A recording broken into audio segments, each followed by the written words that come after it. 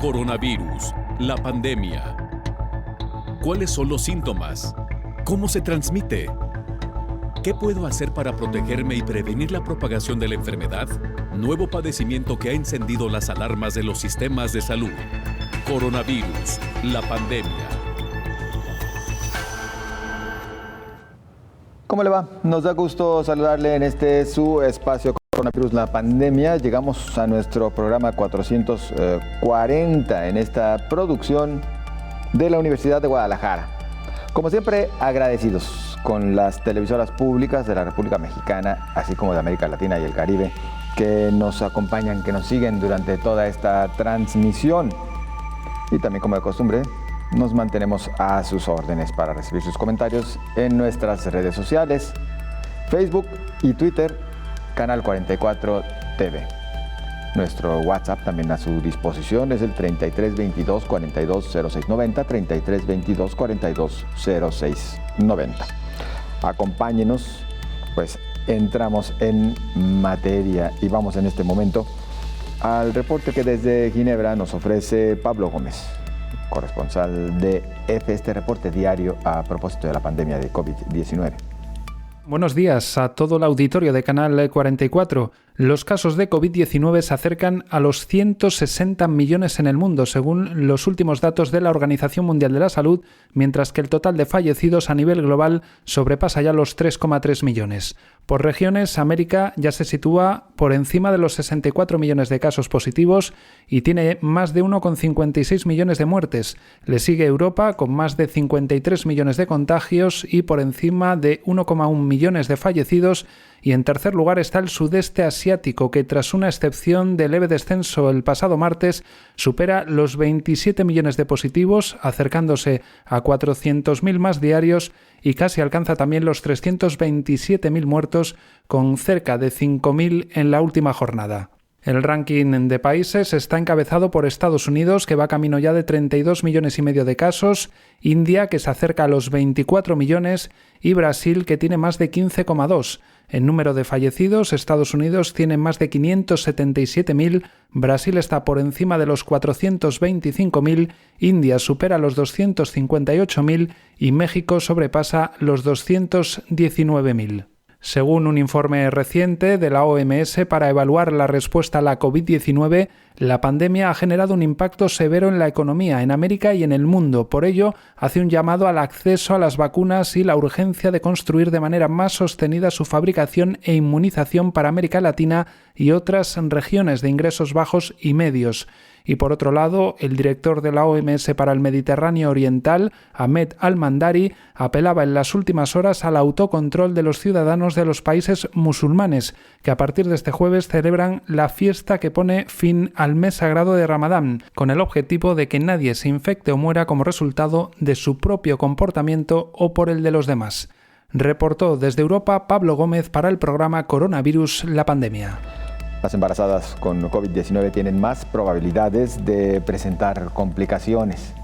Un segundo año y los festejos por el Día de las Mamás está marcado por la pandemia COVID-19. El Sistema de Salud Mundial lanza el llamado a que las reuniones sean con pocos familiares y siguiendo las medidas sanitarias impuestas por la emergencia sanitaria. Aunque es diferente al año pasado con el confinamiento y cuarentenas prolongadas, hoy las mamás se enfrentan la soledad, el dolor, la tristeza y padecimientos que se agravan por la reconversión hospitalaria y el cierre de consultorios que aún no están abiertos en su totalidad. En 1914 en Estados Unidos se reconoce el Día de las Madres, aunque la fecha de la celebración varía en las naciones. En Belice, El Salvador, Guatemala y México es especial en medio de la emergencia sanitaria. A un año de la pandemia, diversas patologías en las madres de familia aumentaron. Las de mayor riesgo son las no transmisibles, salud mental, crónicas degenerativas, cardiovasculares vasculares, cáncer y el embarazo. Aunque algunas mamás comenzaron a sacar citas para sus revisiones periódicas, las fechas para una cirugía, para un medicamento, para análisis se extienden aún. La agenda está llena. Los sistemas de salud de los países de los diferentes continentes por segundo año consecutivo se enfrentan a una crisis más. En este panorama de la pandemia, el riesgo de complicación durante el embarazo incrementó 50% para las madres y los bebés. El estudio Intercovid, en el que participaron investigadores de 43 hospitales de 18 países, coordinados por la Universidad de Oxford en Reino Unido, revela que las mujeres contagiadas por SARS-CoV-2 tienen un 50% más de probabilidad de presentar complicaciones durante la gestación, como parto prematuro, preeclampsia o ingresos en la unidad de cuidados intensivos. A más de un año de que el programa Coronavirus, la pandemia, vaticinaba de posibles riesgos en las embarazadas con COVID-19, el estudio confirma la magnitud de las complicaciones y también de que las embarazadas son un grupo vulnerable al que se tiene que tratar como tal en las políticas de prevención, entre ellas la vacunación. La investigación demuestra que las mujeres contagiadas con el coronavirus tienen un 50% más de probabilidad de presentar complicaciones durante el embarazo, hipertensión arterial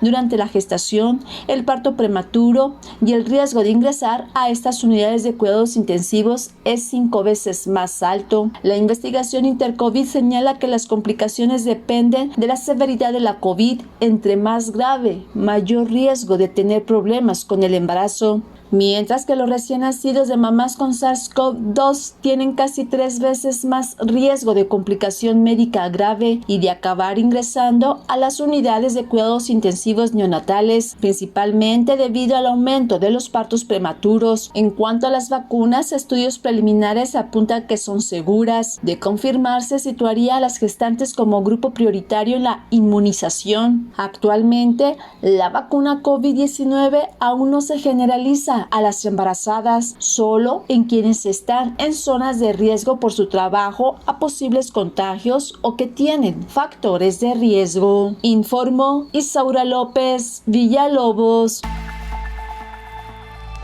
Y aquí en Coronavirus, la pandemia, el infectólogo Héctor Raúl Pérez Gómez advierte que las mujeres embarazadas con la enfermedad de COVID-19 tienen mayor riesgo de cursar de forma grave, además de registrar nacimientos prematuros.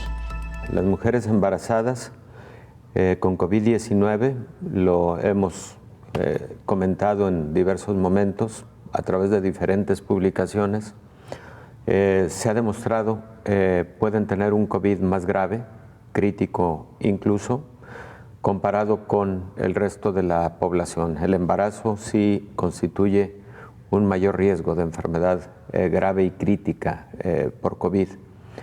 También el impacto al recién nacido. Está identificado un incremento en los nacimientos prematuros y en bajo peso al nacimiento, por ejemplo, en aquellas mujeres que tuvieron COVID durante el embarazo, particularmente en la parte intermedia, digamos, del embarazo. Ha habido también algunos aspectos que podríamos considerarlos dentro de lo que cabe en un escenario lamentable de tener COVID durante el embarazo. También en positivo el hecho de que las mujeres que han tenido COVID y que por lo tanto desarrollan inmunidad y anticuerpos neutralizantes, estos anticuerpos son transmitidos al recién nacido y les brinda protección a los pequeñitos durante los primeros meses de vida. Fíjate, Belén, hasta en esa parte, qué gran regalo. ¿Cuánto nos da la madre? Sí. Qué grandes regalos nos da la madre. Y por otro lado, también ahora está demostrado que las mujeres que han optado por vacunarse en los países en donde esto se permitió desde hace algunas semanas, también transfieren anticuerpos por vía placentaria a los recién nacidos que les brinda esa protección.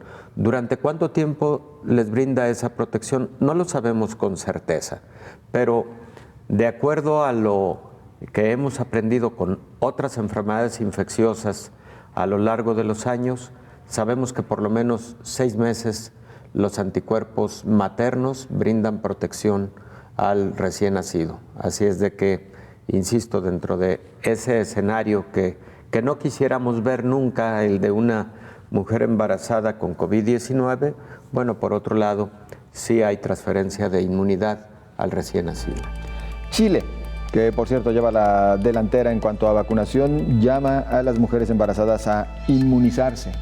La subsecretaria de Salud Pública, Paula Daza, hizo un llamado a las embarazadas con alguna comorbilidad y con más de 16 semanas de edad gestacional para que reciban la vacuna anti-COVID. Entre estas comorbilidades están obesidad, síndrome hipertensivo de embarazo, diabetes pregestacional y gestacional, trombofilias, embarazo múltiple, patologías que requieren tratamiento inmunosupresor o enfermedades cardíacas pulmonares graves. La vacuna del laboratorio Pfizer-BioNTech con un esquema de 2 dosis será la utilizada en este segmento. El Ministerio de Salud optó por este biológico debido a que existe más información que las otras respecto de su seguridad durante el embarazo. La semana pasada el Banco Mundial destacó la campaña chilena de inmunización al ser un equipo que ha hecho una gestión de forma proactiva, sólida y con gran trabajo articulado. Señaló Amparo Elena Gordillo Tobar, economista senior de salud del organismo internacional. Durante el webinar Rápidos y Determinados, Implementación e Impacto del Programa de Vacunación COVID en Chile, Virginia Brandon, representante residente del Banco Mundial en Chile, detalló que actualmente el país presenta el mayor avance en la cobertura de vacunación contra la COVID-19 en toda Latinoamérica y el Caribe, llegando a un 54% de la población con una dosis, muy cerca de las cifras en Estados Unidos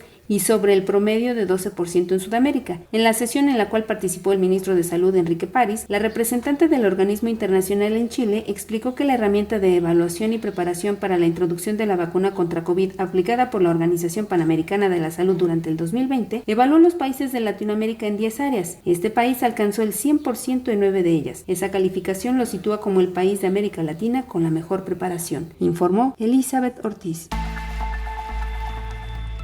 Con esto le invitamos a una breve pausa. Regresaremos con mucho más.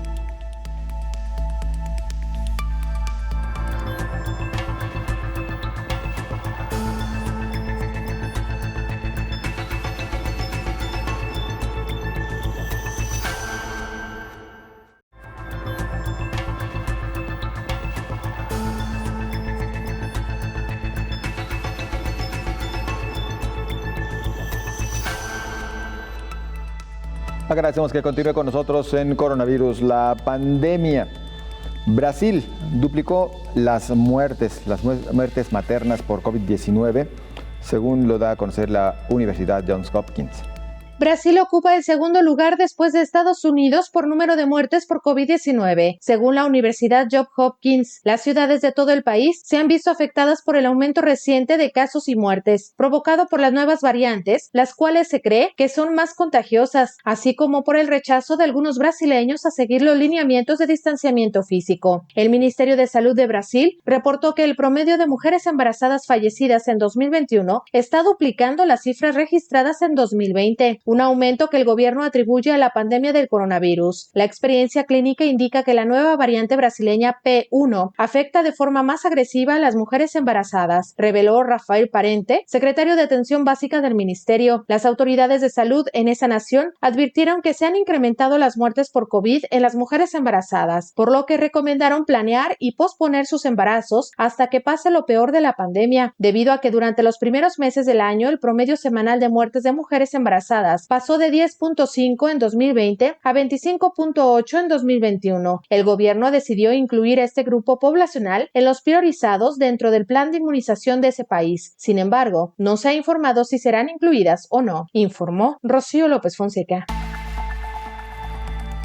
El infectólogo Héctor Raúl Pérez Gómez adelantaba que en breve se estaría aplicando la vacuna contra COVID-19 en mujeres embarazadas, lo cual hoy es una realidad. Salieron ya los estudios de algunas de ellas, estudios por ejemplo con Pfizer, BioNTech, es la vacuna que ha publicado más estudios en relación a mujeres embarazadas, con la eficacia y seguridad que tienen en el resto de la población. Entonces, lo habíamos advertido aquí que estaban transcurriendo los estudios de fase 3 en mujeres embarazadas y ya ahora es un hecho.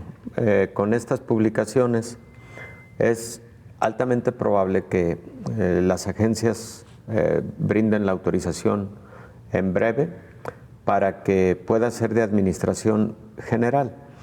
En algunos países ya hay autorización de las agencias regulatorias para que en la modalidad de ofrecer para que voluntariamente las mujeres embarazadas se vacunen, particularmente durante el tercer trimestre del embarazo. Es la indicación, es la sugerencia. ¿Por qué motivo? Porque esto brindaría el beneficio adicional del que hablábamos, de poder transferir anticuerpos maternos al recién nacido. También es por motivos de seguridad. Cuando aparece una vacuna, un biológico, cuando se está estudiando un fármaco, etcétera, siempre se tiene que caminar, digamos, gradualmente, paso a paso, para que se vayan encontrando esos beneficios, pero también se identifiquen riesgos de manera oportuna y no vayamos a dar un paso en falso con respecto a ofrecer un beneficio de esa naturaleza a cierto sector vulnerable de la población. Entonces eso es lo que ha ocurrido con las mujeres embarazadas. De tal suerte pues que en la actualidad una mujer embarazada, particularmente estando después de la semana 15 del embarazo, puede vacunarse. Siempre es conveniente que pregunte a quien le está llevando su control prenatal si no identifica alguna contraindicación, etcétera, y de no haberla, puede entonces proceder a vacunarse. El embarazo en sí mismo es un estado de alto riesgo ante la presencia de enfermedades infecciosas graves. Tú lo recordarás en la pandemia del 2009 de influenza. Las mujeres embarazadas fueron consideradas un grupo de alto riesgo porque tuvieron mayor letalidad y mortalidad que el resto de la población. Bueno, eso mismo está ocurriendo con COVID-19. La letalidad en la mujer embarazada es más alta que en la población general. De tal manera que sí es considerado un grupo de alto riesgo, un grupo vulnerable, al que entonces hay que cuidar con mucha disciplina, utilizando vacunas de manera oportuna.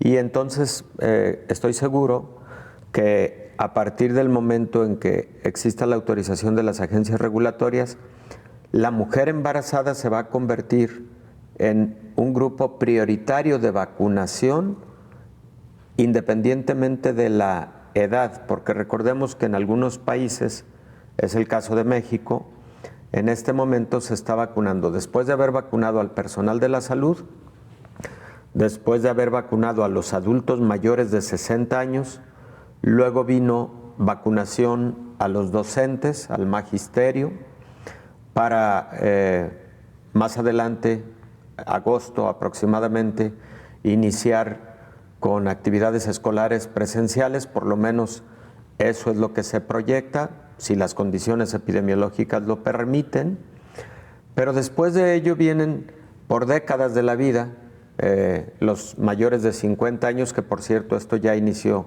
en la Ciudad de México, después vendrán los mayores de 40, en fin, por década de la vida. Pero entonces, con lo que se acaba de publicar respecto de vacunación en el embarazo, es muy posible, Belén, que entonces entre este grupo como grupo prioritario independientemente de la edad. Siempre se ha protegido, se ha tutelado con alta prioridad la salud materna. La salud materna, que por cierto, Belén, otro aspecto que es importante comentar es que todo parece indicar que en algunos países se incrementó la tasa de mortalidad materna derivado del COVID-19, indudablemente por causas predominantemente de COVID-19, pero también posiblemente por otras causas. Se está estudiando, porque recordemos que lamentablemente muchos sistemas de salud, en el enfoque centralizado a la atención de la pandemia de COVID-19, posiblemente se debilitaron otros aspectos de los sistemas de salud. Esperemos que no sean así los hallazgos, pero existe la posibilidad de que el incremento en la mortalidad materna en algunos países no haya sido debida solo al COVID-19 de forma directa. Tenemos un reporte con Richard Quiñones, periodista de Oriente Noticias, Bucaramanga, en Colombia. Acompáñenos. Les contamos las noticias de Colombia.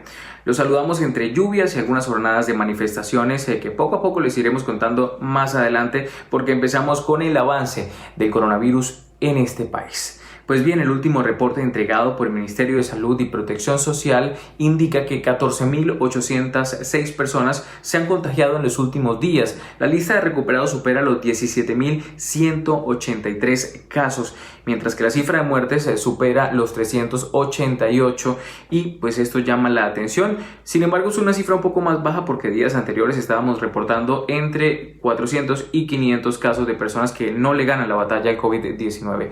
Hablamos del proceso de inmunización, estamos muy lejos del proceso de inmunización de rebaño, pero continúa el ejercicio de la vacunación. Finalizó la segunda etapa de vacunación que apoyaba a las personas entre 60 y 64 años de edad. En esta tercera nueva fase les contamos que empezarán a vacunar a los docentes universitarios, a los profesores, para reactivar lo que es la academia. 4.824.078 dosis se han aplicado al momento en Colombia. Se espera que 35 millones de colombianos se vacunen antes de finalizar el año 2021. Un nuevo lote de vacunas de Sinovac estará llegando en los próximos días. Se trata de 1 millón de nuevas dosis. También se espera la llegada de 1 millón de dosis de AstraZeneca y 500.000 dosis correspondientes a Pfizer. Así lo han explicado las autoridades sanitarias, quienes han manifestado que es necesario que, pese a que se estén vacunando, esto no da garantías y que es necesario utilizar el tapabocas cuando se sale a la calle o cuando se tiene contacto con otras personas. Las ciudades que más se presentan casos de COVID-19 son Bogotá, Antioquia, Valle del Cauca, Atlántico, Cundinamarca. Pues allí se han decretado toques de queda. También se ha restringido el consumo de bebidas embriagantes porque aumentó la ocupación de camas UCI, y eso genera alerta también pues por la falta también de algunos insumos que son importantes, como el oxígeno. Ahora sí les vamos a contar un poco acerca de las manifestaciones que se han reportado en los últimos días. Se cumplen 10 días de protestas o movilizaciones, una jornada extensa que ha generado la parálisis de algunos puntos especiales en la movilidad. Son 19 muertos y más de 846 heridos, de los cuales 306 son civiles, según lo ha denunciado la Defensoría del Pueblo. ¿Pero por qué sucede esto? Vamos a contextualizarlos.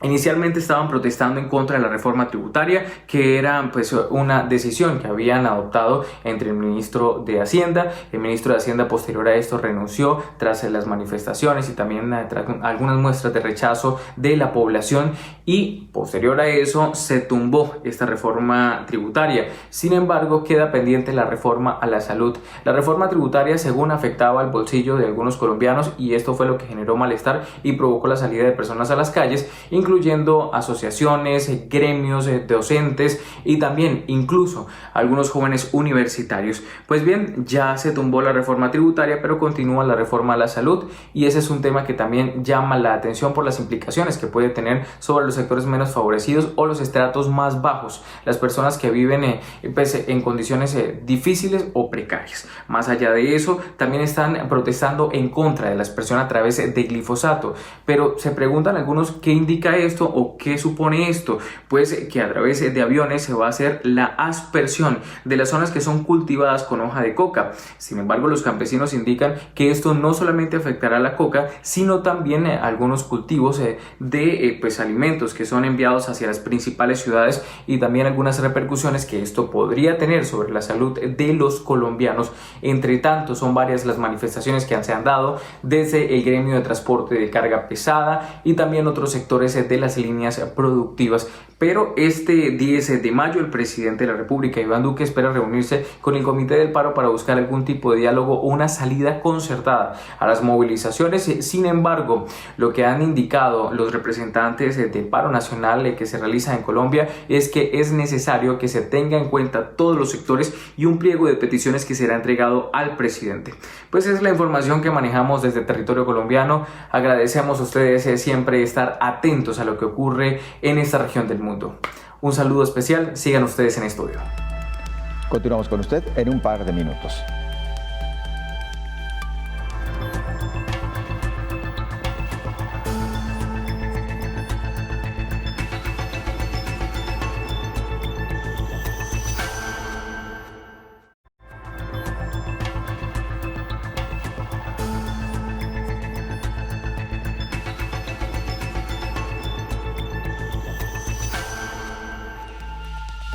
Gracias por permanecer en sintonía. Recuerde que puede hacer contacto con nosotros a través de WhatsApp, enviándonos su mensaje de texto al 33 22 42 06 90, 33 22 42 06 90.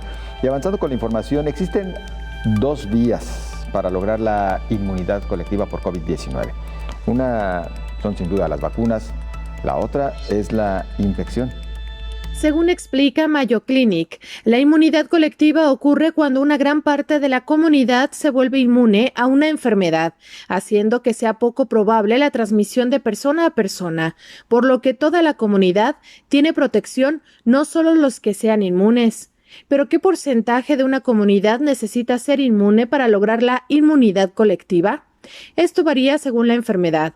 Cuanto más contagiosa sea, más alta debe ser la proporción de la población que necesita ser inmune para detener la transmisión. Por ejemplo, el sarampión es una enfermedad muy contagiosa y se calcula que el 94% de la población debe ser inmune para interrumpir la cadena de contagio. Con la COVID es algo similar. Algunos especialistas han explicado que debe ser del 80 al 90% de la población. ¿Y cómo se logra la inmunidad colectiva? Los científicos de Mayo Clinic explican que hay dos caminos a la inmunidad colectiva para la COVID-19, las vacunas y la infección. Las vacunas anti-COVID son un acercamiento ideal para lograr la inmunidad colectiva. Las vacunas crean una inmunidad sin causar la enfermedad ni resultar en complicaciones. La inmunidad colectiva hace posible proteger a la población de una enfermedad, incluyendo a aquellos que no pueden vacunarse, como los recién nacidos y los que tienen el sistema inmunitario comprometido. Sin embargo, lograr la inmunidad colectiva a través de la vacunación tiene desventajas. La protección de ciertas vacunas puede reducirse con el tiempo, lo que requiere que haya que volver a aplicar un refuerzo del biológico, informó Rocío López Fonseca. A propósito del tema de la inmunidad global, el infectólogo Héctor Raúl Pérez Gómez señala que para alcanzarla, pues todo dependerá, por un lado, de la aplicación de la vacuna contra COVID-19 y la cantidad de población que ya se ha infectado por el virus SARS-CoV-2, que por cierto, diríamos, existe un subregistro muy importante. Frecuentemente hablamos de inmunidad global y volvemos al tema en el que para alcanzarla, se ha dicho, es requerido la vacunación de entre el 75 y el 80% de la población en el mundo. Ese concepto indudablemente es válido porque lo ha sido también para otras enfermedades infecciosas a lo largo de la historia. Sin embargo, también hay que decir que la enfermedad en sí misma genera inmunidad.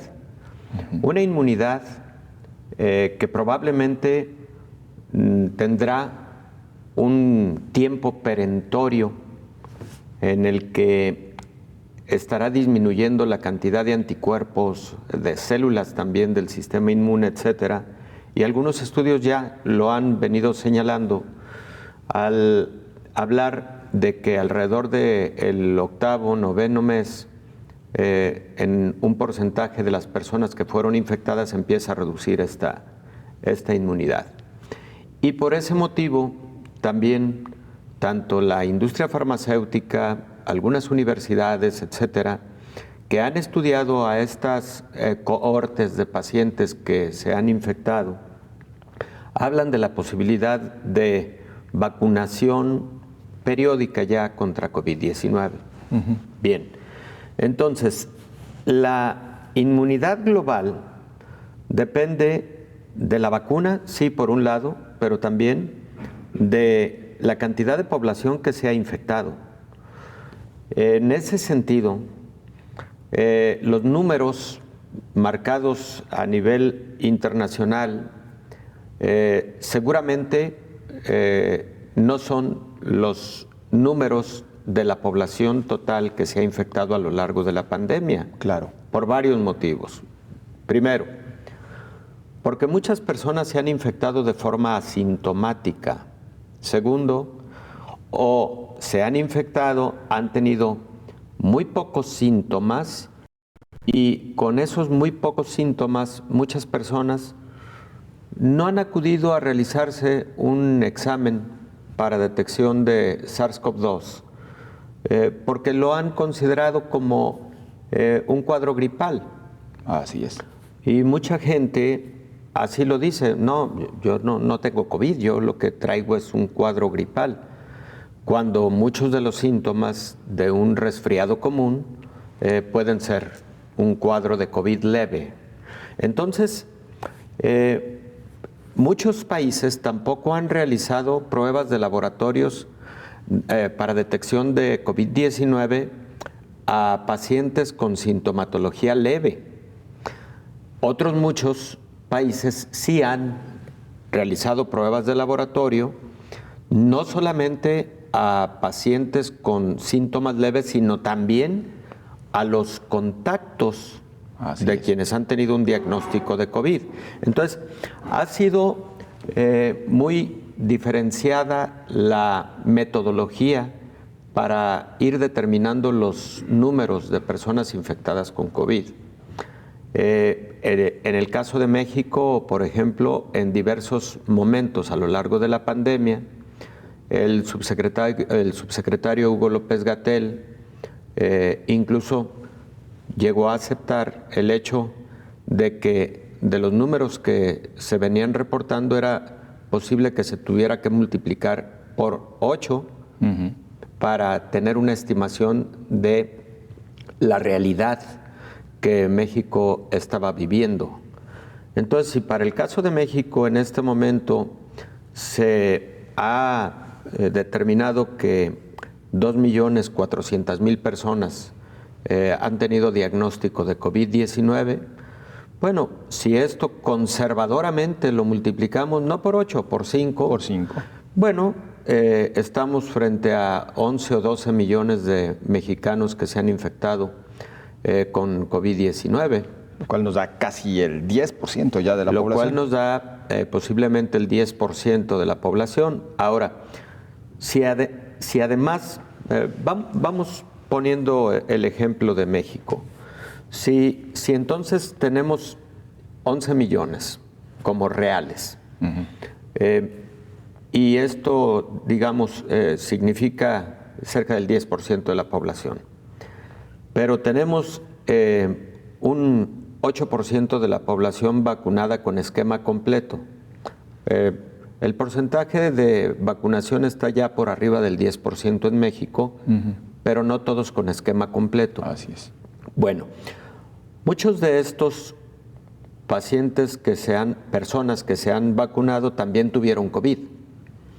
Entonces, conservadoramente, en una estimación a priori, podríamos pensar que la sumatoria de 8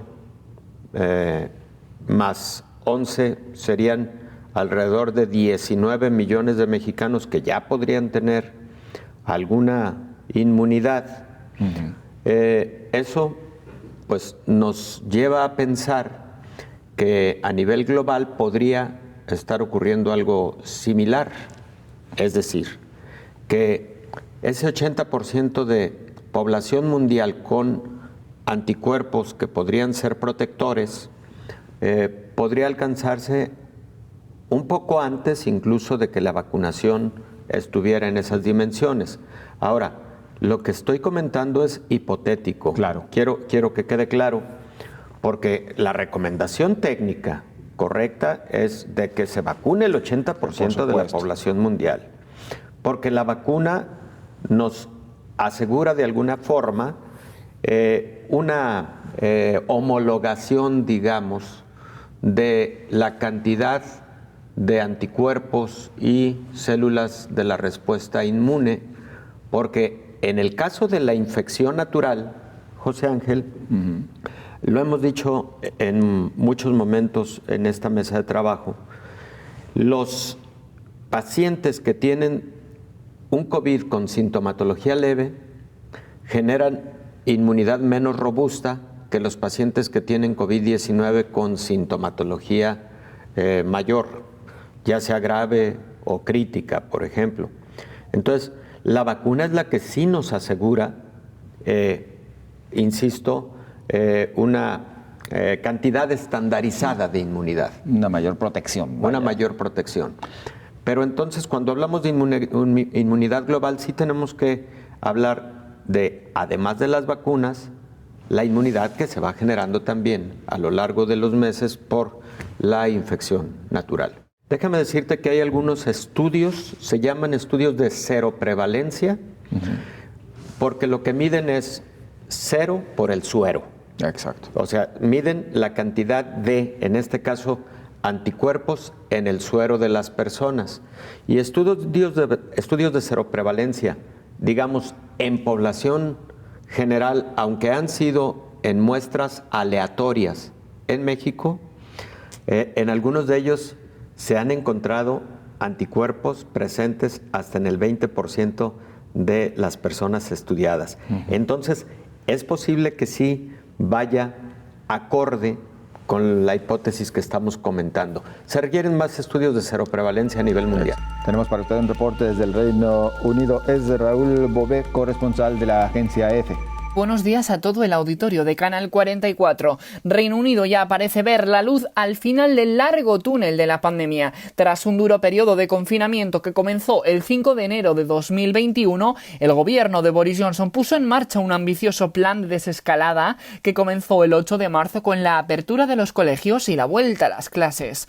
El pasado 12 de abril abrieron las tiendas no esenciales, los gimnasios y las terrazas de los bares. El próximo paso llegará el 17 de mayo, con la apertura de museos y el interior de los restaurantes, entre otros. Si todos los plazos se cumplen como hasta ahora, se prevé que el 21 de junio Reino Unido pueda comenzar su vuelta a la normalidad, eliminando todas las medidas de distanciamiento social. Esto es posible gracias a la eficaz campaña de vacunación del gobierno británico, que administra cerca de 500.000 de dosis diarias y ya ha vacunado a 35 millones de británicos con la primera dosis, mientras que 16 millones ya están totalmente inmunizados frente al COVID. Por el momento, el porcentaje de población vacunada, al menos con la primera dosis, asciende al 66,3%. Todos los grupos prioritarios, sanitarios, profesores y mayores de 50 años ya se encuentran vacunados y aunque depende de cada zona, ahora están recibiendo la dosis aquellos ciudadanos cuya edad ronda los 40 años. Estos datos reflejan un amplio descenso de la curva de los casos. En todo Reino Unido se registran 2.600 casos diarios, un 10% menos que en la semana anterior. Cabe recordar que en el punto álgido de la pandemia el país notificó más de 1 millar de muertes diarias. En la última semana se registraron 81 muertes por COVID en todo el país y 13 diarias. Reportó desde el Reino Unido Raúl Bové para el programa Coronavirus, la pandemia. Agradecemos a Raúl Bové su reporte y con esto a usted le invitamos a una pausa. Continuamos enseguida.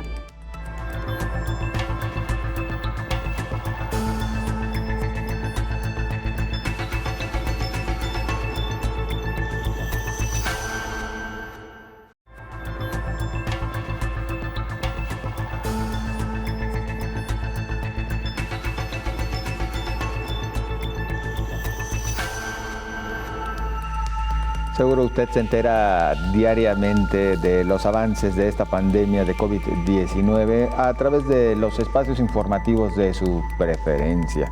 Los números cambiantes cada 24 horas los números que se ajustan con respecto a la presencia de nuevos casos y lamentablemente de nuevos fallecimientos.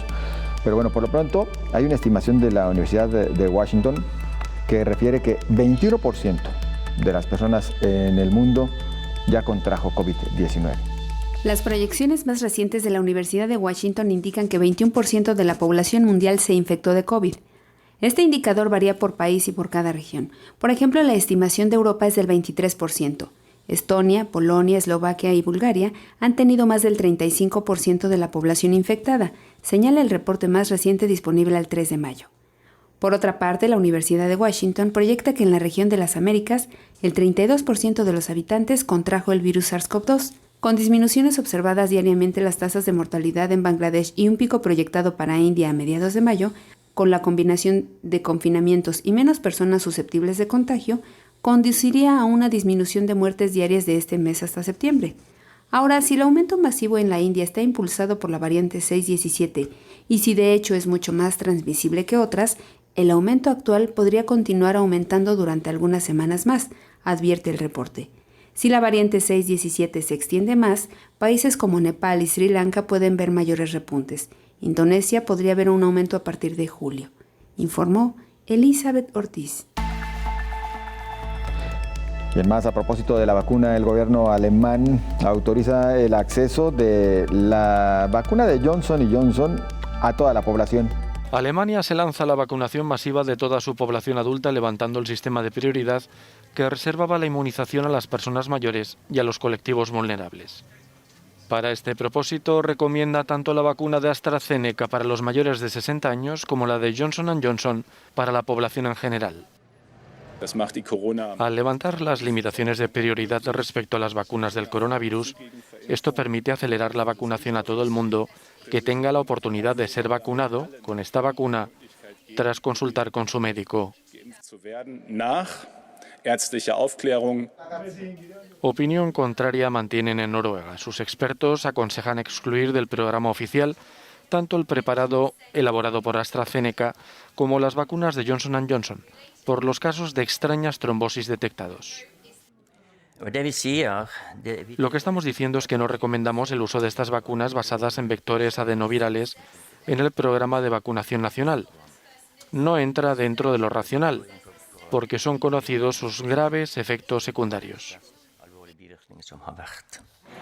Mientras, Hungría ha iniciado esta semana la vacunación de los jóvenes de entre 16 y 18 años, al tiempo que ha programado la segunda dosis para los profesores encargados de supervisar los exámenes de fin de curso.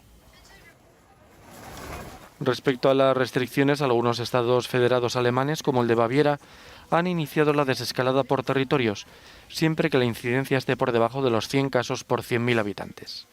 En España, el levantamiento del estado de alarma ha coincidido en el tiempo con algunas de las citas culturales de la temporada, como el Festival de Jerez.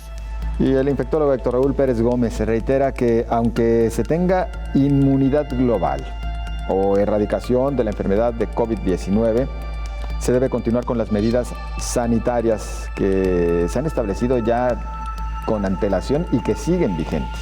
No podemos considerar el que, habiendo logrado la inmunidad global, tenemos todo el control, el absoluto control.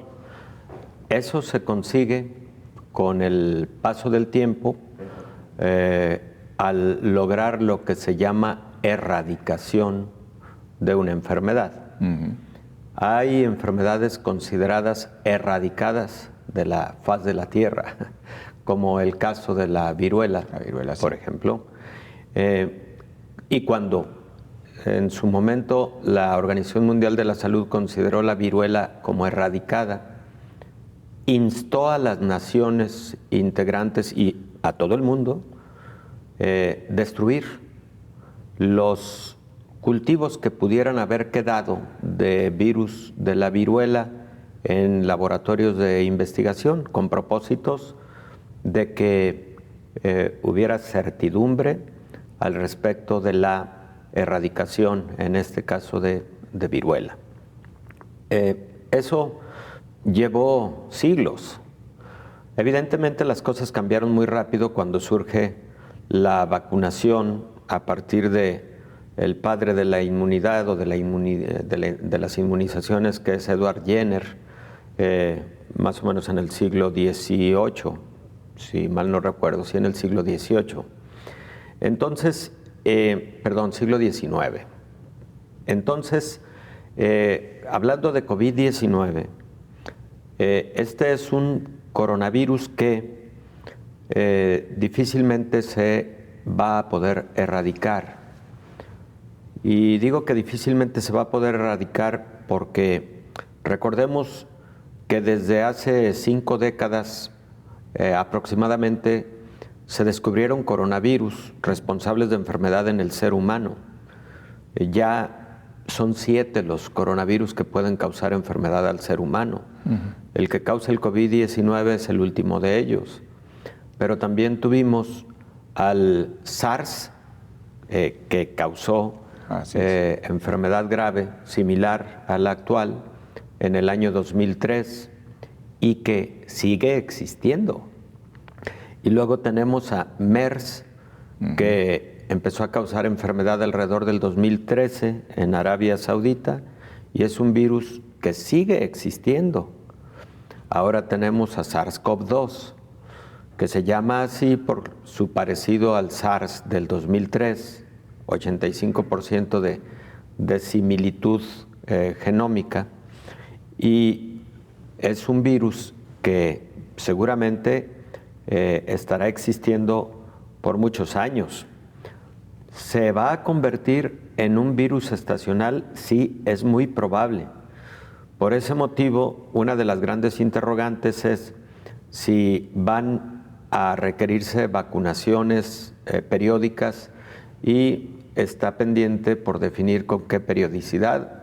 Eso se va a poder conocer cuando a lo largo de los siguientes meses podamos identificar ya con certidumbre en qué momento ha decaído la respuesta inmune con las vacunas. ¿Con qué periodicidad? Es la gran pregunta.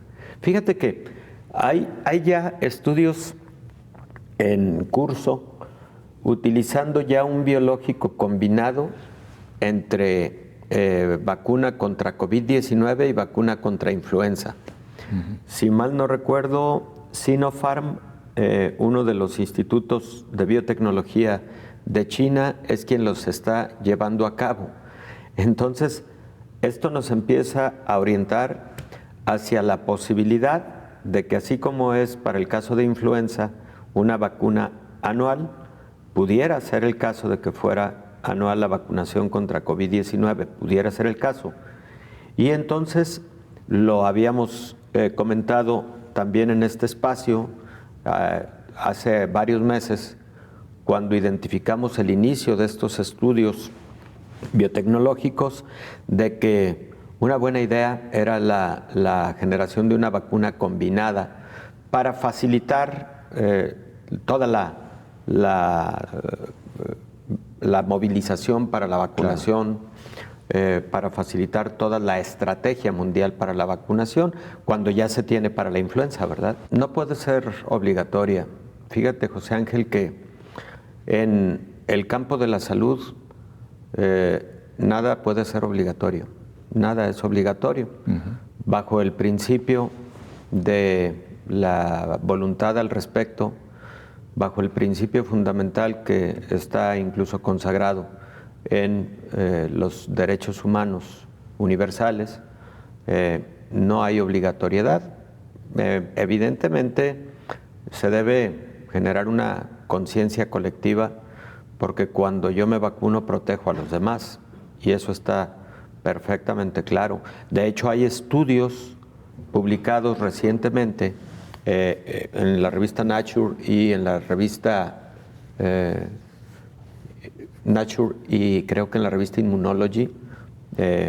Mañana doy las citas exactas, las leí hace aproximadamente una semana, que demuestran fehacientemente que una persona vacunada contra COVID-19 transmite mucho menos la enfermedad a los demás. O sea, ya hemos dicho aquí que una persona que se vacuna sí se puede volver a infectar. Así es. Pero es muy diferente volverse a infectar que desarrollar enfermedad grave. al infectarse, el sistema inmune que se generó con la vacuna empieza a actuar de forma inmediata y esa inmediata actuación permite que no exista una rápida reproducción o replicación viral en las vías respiratorias y eso también reduce la carga viral y reduce por lo tanto el riesgo para quienes están alrededor de mí. Una persona vacunada que sí adquiere el virus, ¿debe seguir el mismo protocolo que se ha recomendado hasta el momento del aislamiento por los 14 días? Sí, definitivamente. Ya no es de 14 días, ya es de 10 días. 10. Pero además, bueno, siempre y cuando sea un COVID leve o leve moderado y siempre y cuando las personas ya no tengan fiebre y tos. Pero son 10 días, se ha acortado a 10 días. Pero sí, la respuesta es una persona vacunada que tiene diagnóstico nuevo de COVID y que seguramente va a ser un COVID leve, gracias a estar vacunada, sí debe guardar el mismo protocolo de 10 días de aislamiento y debe guardar el mismo protocolo referente a tener seguimiento médico, de tener evaluación y seguimiento médico. Por ejemplo, una persona con un resfriado común, con una gripa común, no debe saludar de mano, no debe saludar de beso, debe portar un cubrebocas y en la fase más sintomática, pues bueno, incluso hasta por la sintomatología, pues debe guardar aislamiento, ¿verdad? Entonces, si es válido incluso para enfermedades respiratorias leves, cotidianas, más aún para una enfermedad del tamaño del COVID. La sociedad debe saber que hay muchas preguntas todavía en el aire y hay muchas respuestas pendientes al respecto de, número uno, cómo se comportan las vacunas con respecto a las nuevas cepas, variantes de COVID-19. La variante de la India acaba de cambiar su categorización por parte de la Organización Mundial de la Salud. Hasta hace 3 días era una variante de interés. Ahora ya es una variante de preocupación. Así es. ¿Por qué? Porque ya se logró descubrir que cuando se infecta una persona que ya fue vacunada, pero que se infecta con la variante de la India, así es, esta variante podría no tener suficiente respuesta o suficiente actuación de la respuesta inmune generada por la vacuna. Vamos a esto, escuche usted, pinchazos en lugar de colmilladas, esto en el castillo de Drácula. El castillo de Bran, también conocido como el castillo de Drácula, se ha sumado a la campaña de vacunación contra la COVID-19 del gobierno rumano. Anuncios de jeringuillas con la vacuna de Pfizer sustituyen en sus muros a los afilados colmillos del conde más temido en el imaginario colectivo de Transilvania, en el centro de Rumanía. Nuestro público objetivo principal son los turistas rumanos que pasan el fin de semana en la región, pero la gente que vive en la zona no está excluida, ni tampoco los empleados del castillo. La compañía que gestiona el castillo ofrece gratis las vacunas a los visitantes. La mayoría las aceptan encantados. Vine con mi familia al castillo, vi la pancarta y quise saber más, así que me armé de valor y acepté el pinchazo. Rumanía, que va algo retrasada en la campaña de vacunación, tiene casi 20 millones de habitantes y espera inocular a la mitad de la población para el mes de septiembre. La iniciativa en el castillo de Bran ayuda además a reactivar el sector turístico, muy castigado por la pandemia. Llegamos así al final de este espacio. A usted, muchas gracias por su compañía. Nos vemos y nos escuchamos mañana. Coronavirus, la pandemia.